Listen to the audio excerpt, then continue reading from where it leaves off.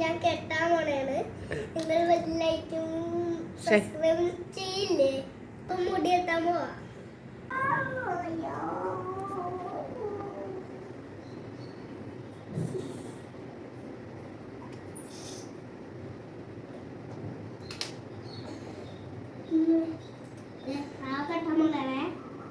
ചുണ്ടിയാവുന്ന ചേരാമു ചുണ്ടേരി ആ വാക്ക്